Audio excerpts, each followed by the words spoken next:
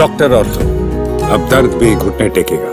नई दिल्ली के तालकटोरा स्टेडियम में 5 नवंबर 2025 को गीता युवा शिखर सम्मेलन 2025 का आयोजन हुआ, जहां केंद्रीय मंत्री मनोहर लाल भी मौजूद रहे।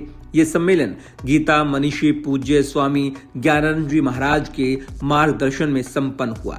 आयोजन का उद्देश्य भारतीय युवाओं को गीता के शाश्वत ज्ञान से जोड़ना, उनमें नेतृत्व क्षमता को विकसित करना और राष्ट्र निर्माण के प्रति समर्पण की भावना को जागृत करना था। भारत के युवाओं को संस्कृति, आध्यात्म और नैतिकता के मूल्यों से जोड़ना समय की आवश्यकता है।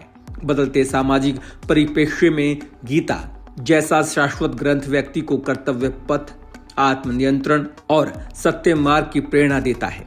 इसी सोच को मूर्त रूप देने के लिए गीता युवा शिखर सम्मेलन का आयोजन किया गया, जिसमें युवाओं को गीता का व्यवहारिक, जीवन उपयोगी और प्रेरणादायक पक्ष समझाया जाए। सम्मेलन का उद्देश्य सिर्फ आध्यात्मिक चिंतन ही नहीं, बल्कि सामाजिक नेतृत्व, सकारात्मक सोच और राष्ट्र के प्रति समर्पण की भावना को रेखांकित करना भी था। केंद्रीय मंत्री मनोहर लाल की मौजूदगी ने कार्यक्रम को राष्ट्रीय स्तर की महत्वपूर्ण पहल बना दिया। कार्यक्रम का शुभारंभ पूज्य स्वामी ज्ञानानंद जी महाराज के आशीर्वाद और केंद्रीय मंत्री मनोहर लाल के भाषण से हुआ।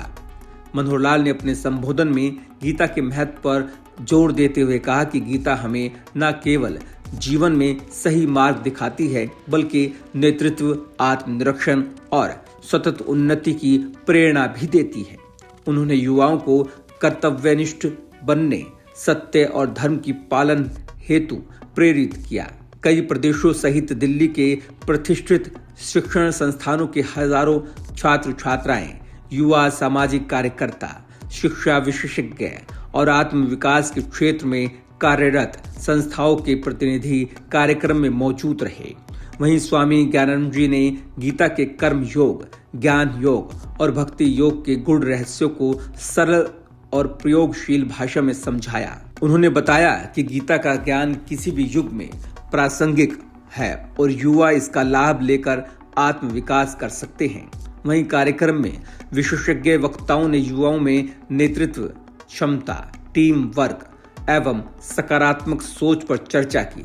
उन्होंने बताया कि गीता के सिद्धांत जैसे निष्काम कर्म, उद्देश्य की स्पष्टता और कठिनाइयों का सामना करने का धैर्य एक उत्कृष्ट नेतृत्व की नींव है, जबकि सामाजिक नेतृत्वकर्ता और एनजीओ प्रतिनिधियों ने युवाओं को राष्ट्र हित में कार्य करने, समाज के कल्याण हेतु नवाचार और सेवा भावना विकसित करने के लिए प्रोत्साहित किया।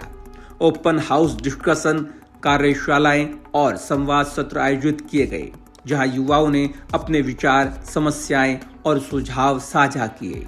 कई विद्यार्थियों ने अपने अनुभवों के माध्यम से बताया कि गीता विशेषज्ञ चर्चा से उन्हें जीवन में मुश्किल समय में सकारात्मक दृष्टिकोण मिला। कार्यक्रम में गीता संकल्प प्रतियोगिताएं, आध्यात्मिक प्रश्नोत्तरी, योग सत्र और कला प्रदर्शनियां भी आयोजित की गई। इन गतिविधियों ने युवाओं को सक्रिय रूप से जोड़ने और उनकी प्रतिभा को मंच प्रदान करने का कार्य किया। वहीं एक युवा प्रतिभागी अरविंद कुमार ने बताया कि गीता के पाठ से उसे जीवन में स्थिरता, आत्मनियंत्रण और विवेकशील निर्णय लेने में मदद मिली। ऐसे आयोजन में न सिर्फ खुद को समझने बल्कि समाज के लिए भी उपयोगी बन जाते हैं। वहीं केंद्रीय मंत्री मनोहर लाल ने भी समापन भाषण में युवाओं से अपील करते हुए कहा कि वे गीता के संदेश को आत्मसात करें, अपने निजी और सामाजिक जीवन को नैतिक, जिम्मेदार और देश हितकारी बनाएं। उन्होंने कहा कि गीता की शिक्षाएं न केवल भारत में बल्कि पूरी दुनिया के युवाओं को तार्किक, सहिष्णु और प्रेरित नागरिक बनने की राह दिखाती है। गीता युवा शिखर सम्मेलन 2025 ने हजारों युवाओं को एक मंच पर जुटाकर उनकी आध्यात्मिक, नैतिक और नेतृत्व क्षमता को नए आयाम देने का प्रयास किया। कार्यक्रम में गीता के चयनित श्लोकों का व्याख्यान, जीवन प्रबंधन विशेषज्ञ परिचर्चाएं, योग ध्यान सत्र और व्यक्तिगत अनुभव साझा करने की व्यवस्था प्रमुख रही।